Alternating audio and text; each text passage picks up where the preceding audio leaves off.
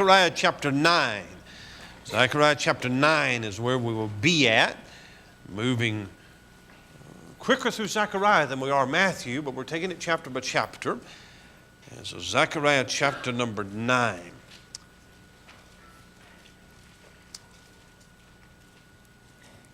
I'll not read the chapter in its entirety at the beginning, but we will read it as we go through it, and we'll cover every verse, at least the verses that we can make sense of. Zechariah chapter 9 begins a new section in the book of Zechariah. There are three sections, if you want to divide it. Chapter 1 through 6, 8 apocalyptic visions. Zechariah had 8 visions in one night. We looked at those 8 visions. Then chapter 6 and chapter 7, chapter 7 and chapter 8 is a Bible question answer. These men come from a nearby city. They have a question about this fast. Do we have to keep doing this fast? The answer was, you never was doing it to the Lord anyway. It's your heart that matters. Then in chapter number 8, God's going to turn the fast into a feast. That is chapter 7 and 8. Then chapter 9 through chapter 14 to the end of the book are prophetic burdens. Straight out prophecy like you would expect to read in a book of prophecy. And there are 2 main prophecies given under a burden. There's chapter 9, 10, and 11. There's chapter 12, 13, and 14. If you look at chapter 9 and verse 1, it opens with the burden of the Lord. If you look at chapter 12 and verse 1, identical phrase, the burden of the word of the Lord. And so that's the 2 divisions of this last section of the book of Zechariah.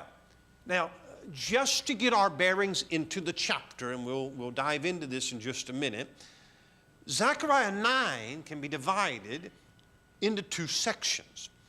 There is a prophecy of 2 kings coming to Jerusalem. I believe that verse 1 through 8 is a prophecy of that first king. And then verse number 9 through 17 is the prophecy of the second king. Now, I'll get ahead of myself a little bit, but the first king to come, I believe, has already come, so that part is now historical. The second king that is to come has not yet come, and so I believe that part is still prophetic. Now, we've been talking so much about the coming of the Lord and His kingdom because we're both in Matthew on Sunday morning and in Zechariah on Wednesday night, and both have a lot of prophecy in both of those books. One of the things that is very crystal clear is that when Jesus comes, He will overthrow all the kingdoms of the earth and He'll set up His own kingdom.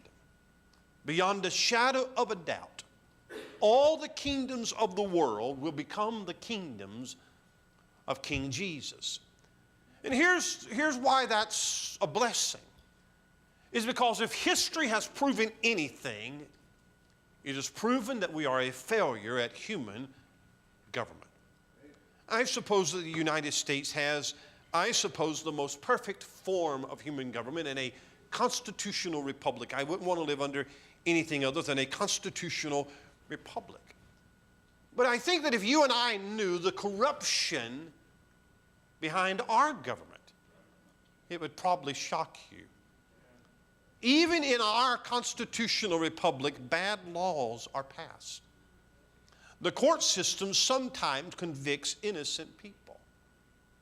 Politicians and judges are bribed. Immoral men sit in high places. This great constitutional republic, and again, I'm glad to be an American, all right? Please don't misunderstand me. But this great constitutional republic that we live under has legalized abortion. It has legalized gay marriage. It has shut down churches. It has restricted religious liberties. So human government, no matter how good it is, human government has failed. But one day when Jesus returns, He's going to defeat all the armies that are still standing.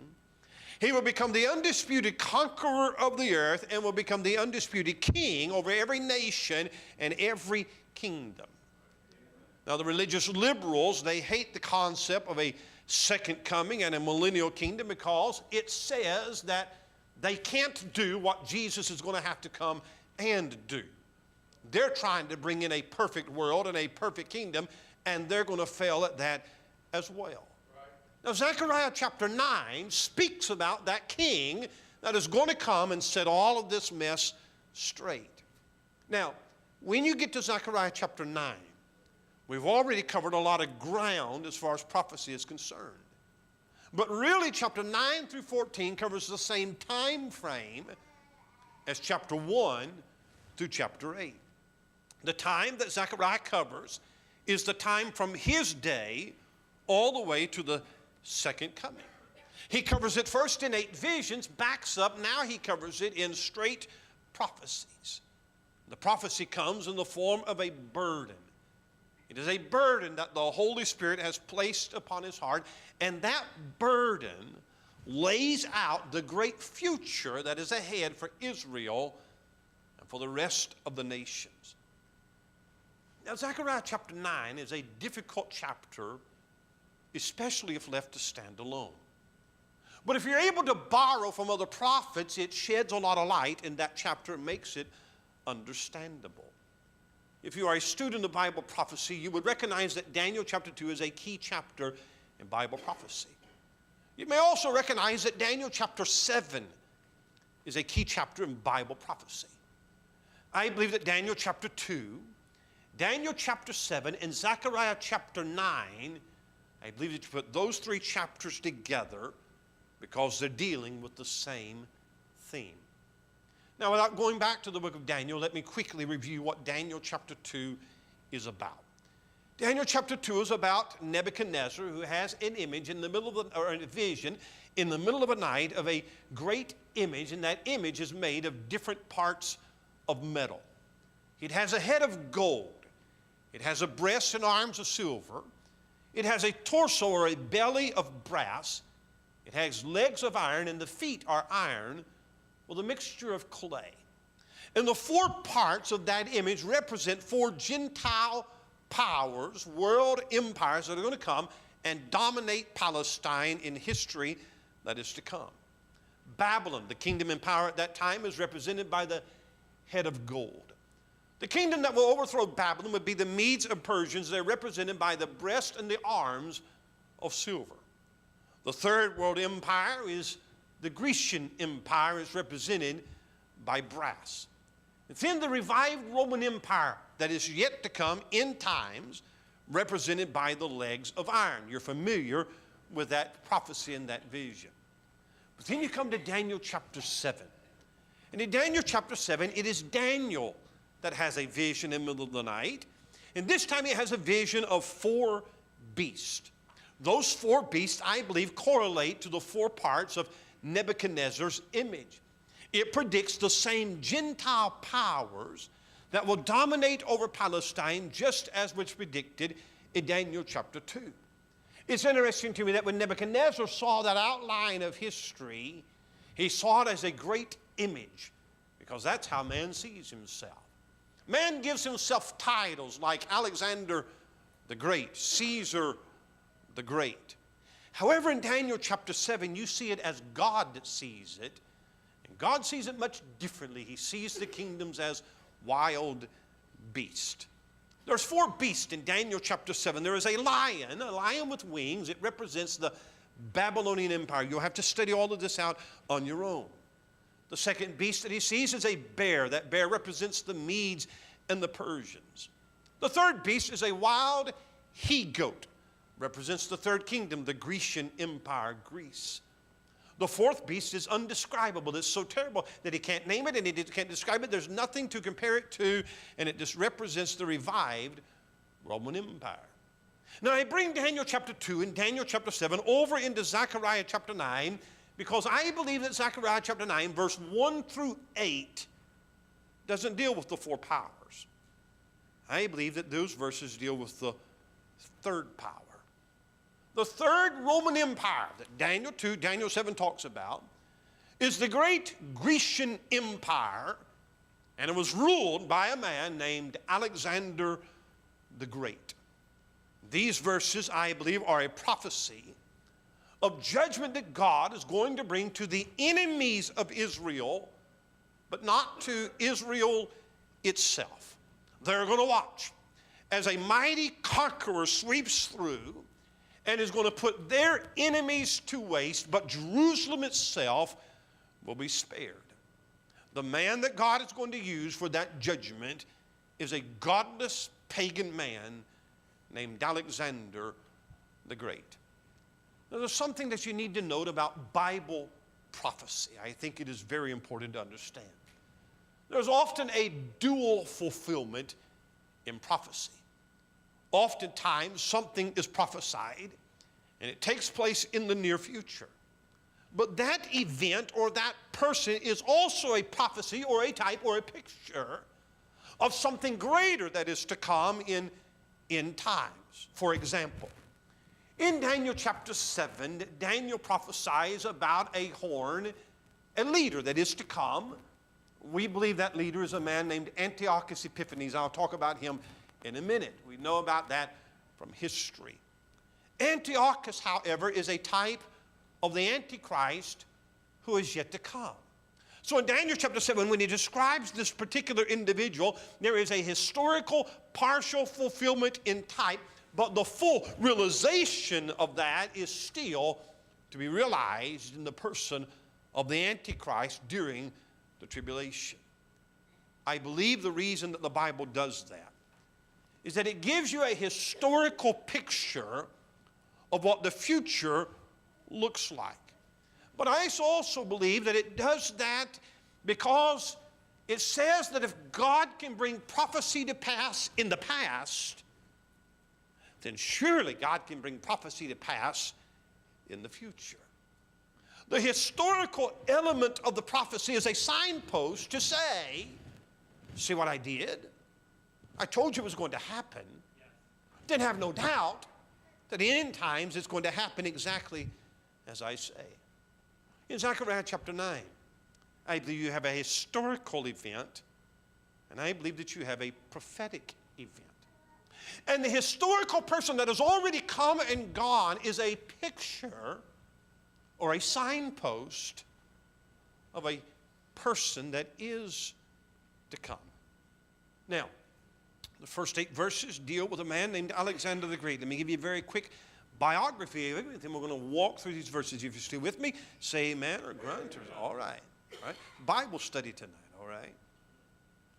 Alexander the Great, son of the Greek king Philip of Macedon, born in 356 BC, became the greatest military conqueror in the world, was never defeated in battle.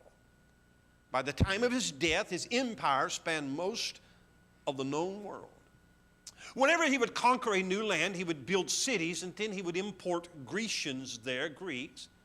So the spread of Greek culture became all around the world. One of the biggest cities that he built, he named after himself, Alexandria, Egypt, city that still stands today. For all of his conquests, he died in 332 BC at the age of 32. And the Bible prophesies that upon his death, his kingdom would not pass to his sons, but it would be divided into 4, and was divided by his 4 generals. And then within 15 years of his death, all of his family members had been murdered. Now, I could get into the history of all the conquests of Alexander the Great, and we could try to map the lineage of all, the line of all of his battles. And you will rejoice and thank me for not doing that. I don't think that I could, and I don't think that I could do it and keep your interest. If I tried to talk to you about the Battle of Issus, you would not care, and neither do I. But Alexander the Great began to conquer kingdoms. The first was the Persian Empire, because that was the empire that was in power at that time. Once he took over the Persian Empire, others began to fall like dominoes before his army. Asia Minor, Syria, Palestine, Egypt, Tyre and Sidon, Philistia, and on that it went. And all of that is going to take place just a couple of hundred years from where Zechariah stood. And Zechariah is going to prophesy about that. Here's the way we'll divide the chapter. In verse 1 through 8, I want you to see a king from history. Look, if you would, in verse number 1. The burden of the word of the Lord in the land of Hadric and Damascus shall be the rest thereof. When the eyes of man, as of all the tribes of Israel, shall be toward the Lord. The burden is a burden of judgment. That judgment will begin in Hadric and Damascus. Archaeologists have never discovered where Hadric is. They guess it is somewhere near Damascus. It is of no use for us to speculate. We do not know. We do know where Damascus, Syria is, and that is where this judgment is going to begin. Damascus is the capital of Syria. Syria had been one of the worst enemies of Israel for centuries, and so what it begins to say is Damascus is going to get hit. This king is going to deal with Damascus. There's a phrase, however, at the last part of the verse. When the eyes of man, as of all the tribes of Israel, shall be toward the Lord. Now, it's a difficult phrase, and I'm not sure that I know what it means. Every commentator that I have read concerning Zechariah, and there's not many, but every commentator that I have read about Alexander says that the Lord is using Alexander as an instrument of judgment. So what that verse is saying is that the nations are watching Alexander march and rampage and conquer all these things, and all of their eyes are on Alexander. They're really looking at the work of the Lord, though they're looking at Alexander. That is what every commentator says, and I don't like it. I'm not satisfied with that answer. So we have a mystery in verse number 1. So what you do when you have a mystery that you're not sure of is you move to the next verse. So verse 2. Hamath also shall border thereby, Tyrus and Zidon, though it be very wise. Tyrus did build herself a stronghold, and heaped up silver as the dust, and fine gold as the mire of the streets. Behold, the Lord will cast her out, and he will smite her power in the sea, and she shall be devoured with fire. Tyre and Sidon, they're next. This is the battle plan of Alexander the Great. These are the conquests. They're the capital cities of Phoenicia. They're great maritime cities. Tyre was really the capital. Sidon is always mentioned in connection with Tyre, though it was a smaller city. You probably know the history. It's very interesting to me. Tyre had been defeated years before, and they said, we'll never be defeated again. And so what the inhabitants of Tyre did is they moved their entire city out to an island out in the middle of the sea that was a half mile out in the sea. It was literally a rock, so it was a very strong fortress. They built walls of 150 feet tall around the city. The Phoenicians were the greatest sailors of the day, so they're protected by the best navy the world had ever seen at that time. But Tyre was a very evil city. Sometime you want to read Ezekiel chapter 28, you will see that Satan made it his seat on earth. They were very wealthy. They had silver and gold like the dust of the street. And the story says that when Alexander came to Tyre, he sent word out there and ordered them to surrender and pay tribute. And their reply basically was, Alexander who? I have no respect for you. You can't touch us. And history says that Alexander the Great literally took the rubble from the old city of Tyre, had his army throw it into the sea, and built a causeway all the way out to that island. Marched his army to the island, and in 7 months totally destroyed the city, took tens of thousands of people captive. The carnage and the bloodshed is absolutely horrific. I believe that's prophesied in those verses. You come to verse number 5. Ashkelon shall see it and fear. Gaza shall see it and be very sorrowful. Ekron, for her expectation, shall be ashamed, and the king shall perish from Gaza, and Ashkelon shall not be inhabited, and a bastard shall dwell in Ashdod, and I will cut off the pride of the Philistines. All of those cities are chief cities of the Philistines. And basically saying they're the next to fall. And sure enough, in history, Alexander came from Tyre and Sidon, and he came straight to Philistia, and he begins to sweep through them, and he begins to knock off those cities one by one. By the way, the king of Gaza, he decided that he would resist. We're not going to submit to Alexander the Great. We're going to fight against him. And so it slowed Alexander the Great down in his march through his conquest, and it took him 5 months to take the nation or the city of Gaza. He was mad by the time he got it. And history says that when he got into Gaza, that he took the king of Gaza and he drilled holes through his feet, ran a rope through the hole, and drug him through the streets of the city till he was dead.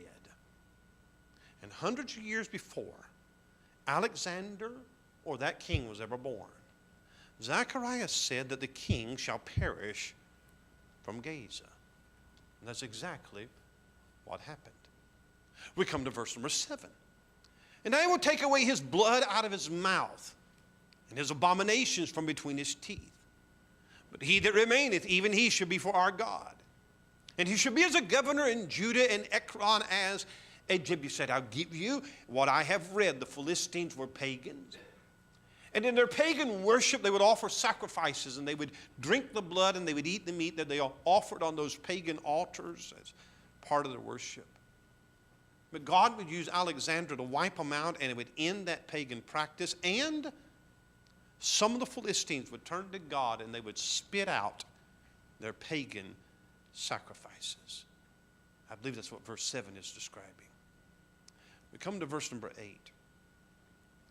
And I will encamp about mine house because of the army, because of him that passeth by, and because of him that returneth.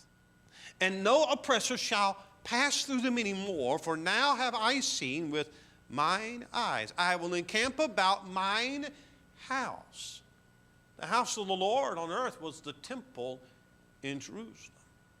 So I believe that verse number 8 brings us to Jerusalem. Here's what the story says, that when Alexander came to Jerusalem, he sent word to Judah the high priest, I want you to pay tribute and I'll spare the city. And Judah said, we're not paying tribute. And so Alexander said, as soon as I'm done taking these Philistine cities, I'm coming after you next. My plan is to destroy the foundations of the city of Jerusalem. They say that the high priest had a dream. And in that dream, God told him that you go out and you meet Alexander the Great and you welcome him into the city. Well, that would be strange. And so when Alexander the Great and his army is marching toward Jerusalem, here comes Judah in his white priestly garments and royal, all those garments, and he's got a procession of priests behind him.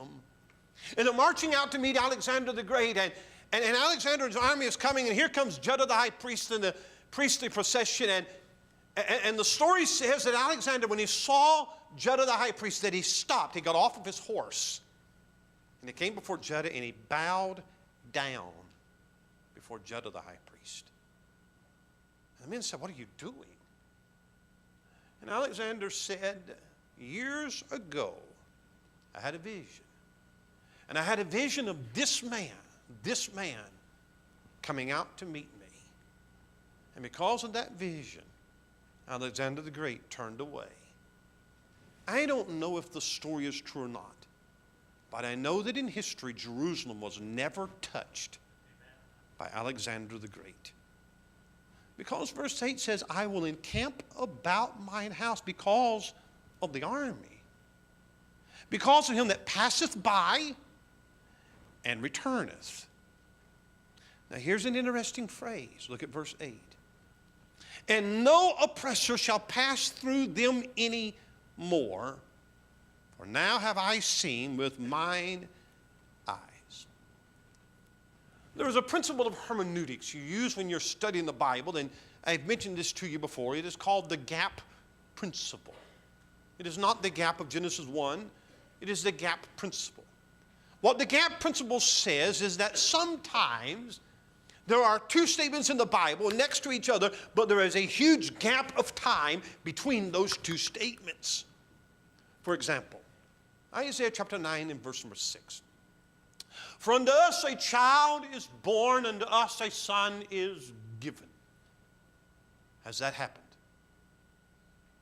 Sure it has.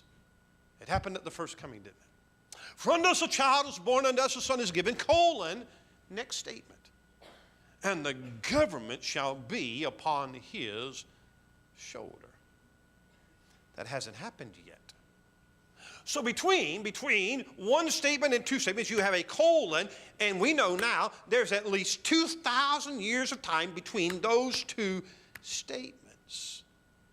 So when I read verse number 8, I come to a colon, and no oppressor shall pass through them anymore.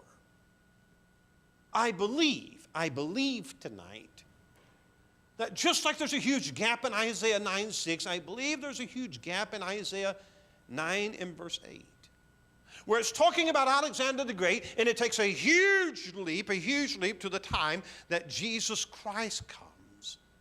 And when he comes, no oppressor shall ever pass through Jerusalem again. There were oppressors to Jerusalem after Alexander the Great. There were. But there will not be after Jesus Christ. So the first 8 verses, I believe, is a prophecy about Alexander the Great. And if the first part of the prophecy takes place, then you ought to know that the second part of the prophecy will take place as well. So verse number 9 leaps forward to the coming of another king. It's the coming of King Jesus. Now, I want to stop right here for just a moment. This is Bible study night. And you couldn't do this in a lot of churches, all right? I don't want to stand here tonight and give the impression that I've got all the answers and I know every verse, and I don't. In fact, Sunday night I read a verse while Brother Thomas was reading, and I read a phrase that I had never read before. And I'm not sure that I have the answer to the phrase. We were talking about it in the print shop today. Sarah Berg came up with an answer, and she's got probably the best answer that I can think of, and so I'm going to go with that until I find something different. But when you know, say you know. When you don't know, don't pretend that you do know. Now, what I have given you as an interpretation of those first 8 verses, every commentator that I've ever read agrees with me. Except one. I have a commentary in my library by Brother James Knox. I love Brother Knox. He'll be preaching here in April. I love Brother Knox. He's got a commentary on the book of Zechariah. I've used it a number of times in these sermons. I think we may sell it in the bookstore. I encourage you to get it and do your own study. He does not believe these first 8 verses are about Alexander the Great. He makes a good case for why it is not. I'm not going to give you that case because I'm not making that case. But he doesn't then make a case for who it is. He just tells me who it isn't. And so I love Brother James Knox, but I think that's about Alexander the Great. Okay? You have a king from history. In verse number 9, you have a king from heaven. I do know what the last part of the book is about. Look, if you would, in verse number 9. Rejoice greatly, O daughter of Zion. Shout, O daughter of Jerusalem. Behold, thy king cometh unto thee. Get ready to shout. The king is coming. History looks at Alexander as a great conqueror. He was nothing in comparison to Jesus Christ. And what Zechariah is getting ready to do is he's getting ready to give you the 2 comings of Christ. He doesn't know there's 2,000 years in between the 2 comings. He doesn't even know there's 2 comings. He just sees him coming. Now notice what he says. Behold, thy king cometh unto thee. Verse 9, he is just in having salvation, lowly, and riding upon an ass, and upon a colt, the foal of an ass. For you city slickers, that would be a donkey. There's an interesting story about Alexander the Great. And you may know this. His horse is almost as famous as he was. Maybe you've heard the story. The story is that there's a horse trader that came to Philip, king of Macedon, his father, and tried to sell King Philip a horse for a very high price. The horse's name was Bucephalus. Bucephalus.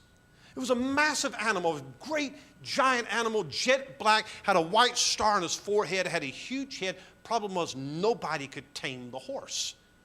So King Philip didn't want to buy the horse. Alexander was 12, 13, 14 years old at that time. And Alexander said, would you let me to try to tame the horse? And they said, sure, go ahead. And Alexander the Great, according to the story, noticed that the horse was really only afraid of its shadow. So Alexander the Great turned the horse to look at the sun, so he couldn't see his shadow. And by that, Alexander tamed the horse, and from that day on, nobody could ride the horse except Alexander, and that became the horse that Alexander the Great used in all of his battles. The legend of Bucephalus has grown with the legend of Alexander.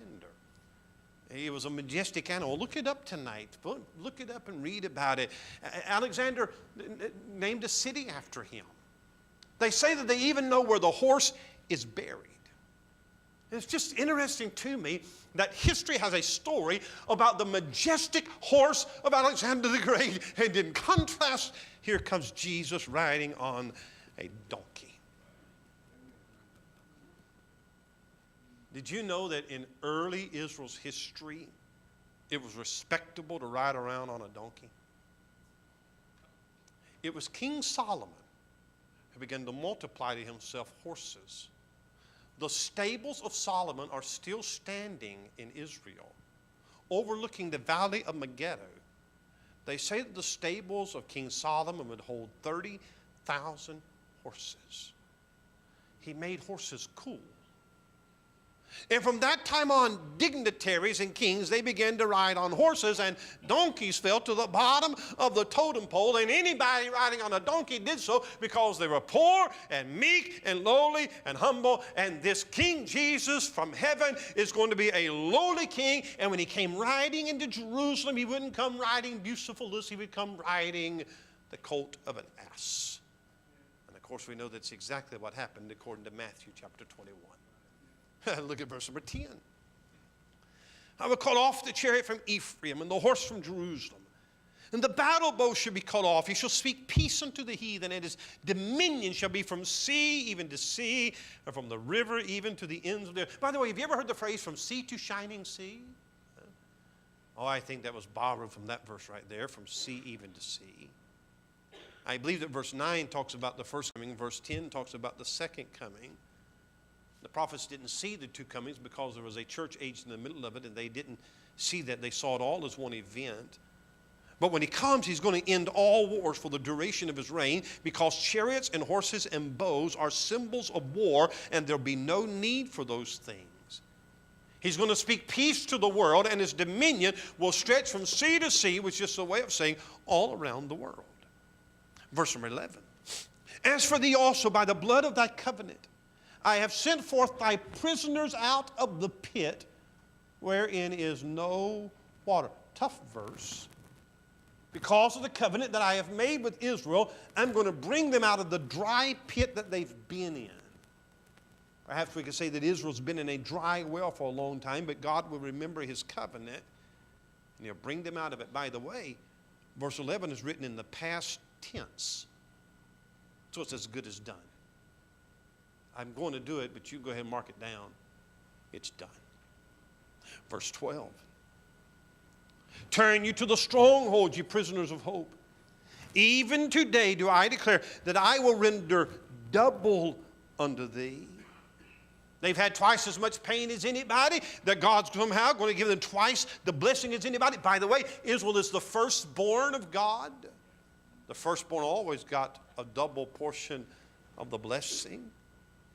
Don't ask me to explain it, but don't ask me to not believe it either.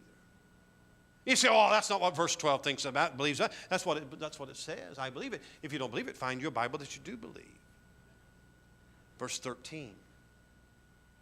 When I have bent Judah for me, filled the bow with Ephraim, and raised up thy sons, O Zion, against thy sons, O Greece, and made thee as the sword of a mighty man. And the Lord shall be seen over them, and his arrow shall go forth as the lightning. And the Lord God shall blow the trumpet, and shall go with whirlwinds of the south. I believe that's what that's saying, is that one day he's going to use Judah to defeat Greece. but there's going to be a greater defeat to come. Judah is the bow, Ephraim is the arrow. God's going to use them as a weapon to do a number on the sons of Greece. It happened one time in history. And by the way, it was during the 400 years between the Testaments. There was a Grecian king, a ruler, I've already mentioned him, Antiochus Epiphanes, one of the most vile men to ever live, hated the Jews. When he came into Jerusalem, abomination of desolation, he came in, he would stuff pork down the throats of the priest, forced them to eat it. He took a pig and slaughtered it on the altar in the temple and splattered the blood all over. They called it the abomination of desolation. And it was so revolting to the Jews that there was a guy named Judas Maccabeus. And he got his sons together and said, we've had enough. And they raised up a mercenary rebel army, and they defeated Antiochus Epiphanes.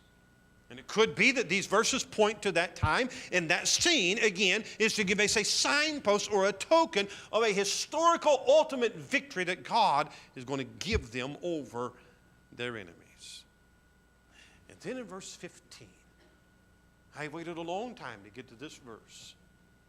But here's the verse 15. The Lord of hosts shall defend them, and they shall devour and subdue with sling stones, and they shall drink and make a noise as through wine, and they shall be filled like bowls and as the corners of the altar. When I was a kid preacher, there was a number of ways that you could test a kid preacher. Back in my days, we were tougher than kid preachers now, because now you got to give a kid preacher 2 weeks to prepare. Back then, we were called on the spot. I remember sometimes that you'd have a preaching contest, you'd have a number of preachers, and one way that you could do it, Brother Eric, is that you'd have to come up and you'd have to open your Bible, put your finger on a verse, read it, and preach. Like I told you, they don't make them now like they used to in my day. I heard about one preacher that did that. He was called up and he opened his Bible, put his finger down and looked down, and it was at 1 Chronicles 1, verse 1. And he said, I want to take that verse and I want to prove on how I know there is a God. For only God could come up with names like that.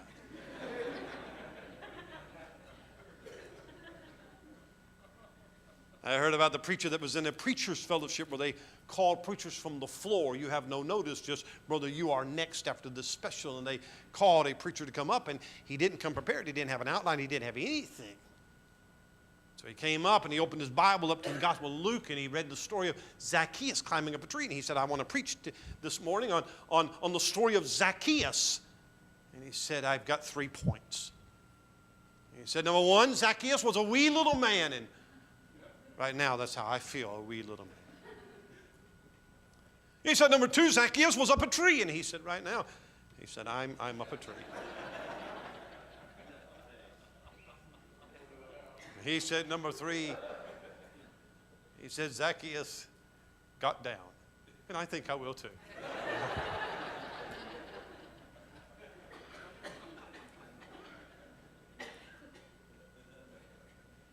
If I was in a preaching contest and I had to open my Bible and put my finger down and preach from one verse, I would rather read from 1 Chronicles 1 than Zechariah 9 and verse number 15. Now, I could wax eloquent to you about all the commentators about how that's describing the battle of Armageddon that it may be talking about, but it may not be talking about it either. I don't have verse 15 figured out.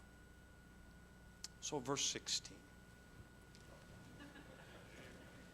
And the Lord their God shall save them in that day as the flock of his people. For they shall be as the stones of a crown lifted up as an ensign upon his land.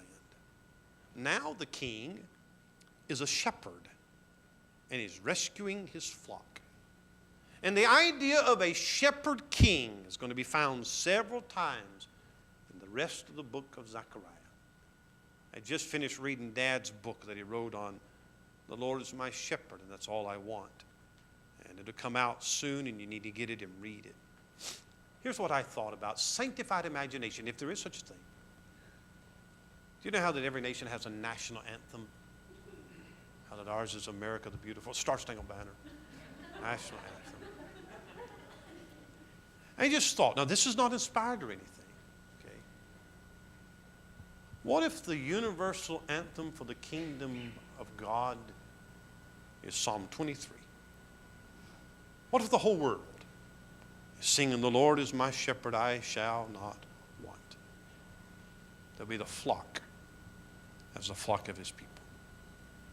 We come to verse 17. For how great is his goodness, and how great is his beauty. Corn shall make the young men cheerful, and new wine the maids. Look at this king and his coming, and be glad. He's going to supply all that is needed. There's going to be plenty. And how great is his goodness. The king is coming, and he's greater than Alexander the Great. Because the first time he came in humility. Well, the next time he comes in honor. And the first time he came in meekness. Well, the next time he comes in might. And the first time he came in poverty. The next time he comes in power. The first time he came in shame. Well, the next time he comes in sovereignty. And Zechariah says it will be a glad and glorious day when he comes. I believe that God gives his people historical signposts to something greater that is coming. I believe they allowed Alexander the Great to come and defeat all the enemies except Israel, to say that I'm bringing somebody much more greater that's going to defeat the enemies of Israel, but save Israel. I believe that he sent Judas Maccabeus to defeat Antiochus, but it's just a little historical picture of something greater that is to come. And I look at my life, and I look at the goodnesses of my life, and they're like little signposts to me of greater blessings. But my king comes. Alexander the Great, but Christ the lowly. What a king. Would you stand with me tonight? That is Zechariah chapter number 9. Now I hope tonight that you go home and you do one of two things and you say, I know what Zechariah 9 is about. Or you go home and say, that preacher ain't got no clue what that chapter's about. I'm going to study it for myself. Either way. Aren't you glad you serve King Jesus? Aren't you glad he's coming? I'm glad he's coming.